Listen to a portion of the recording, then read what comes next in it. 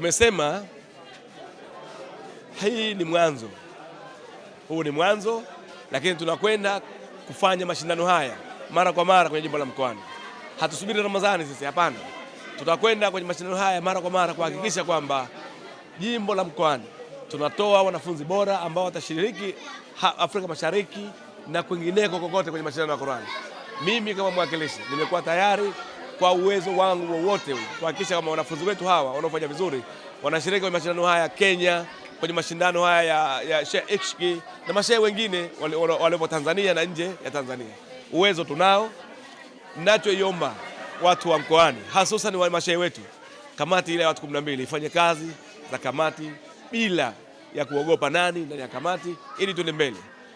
Tutakapojiandaa vizuri, tutafanya mambo mazuri. Mwenyezi Mungu ukimwomba anakupa. Tumemwomba Mwenyezi Mungu tufanye mashindano ya Qur'ani, tukasema tutaweza. Kwa muda ulikuwa mchache, lakini tumeweza. Leo mashindano yetu yalikuwa mazuri, majaji wamefanya kazi nzuri.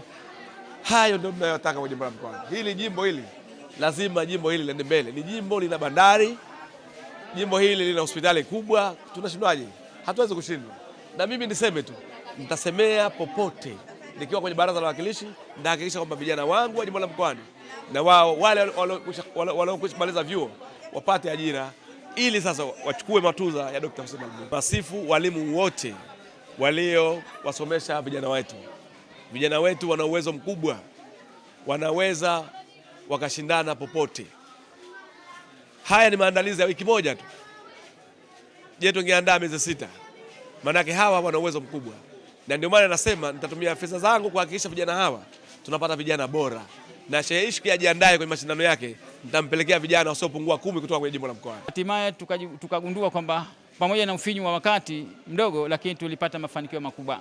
Hatimaye shuhuda ni leo, kwa sababu watoto pamoja na vile ambao hatukuwa na maandalizi sawa, lakini tumefikia hatua kubwa. Sasa matarajio yetu makubwa kwa hatua ya mwakani kutoka sasa mpaka kufikia siku ya mashindano, tuna muda wa kutosha kabisa wa kuandaa vijana wetu kufikia malengo haya. Kwa hivyo tuna matarajio makubwa kabisa.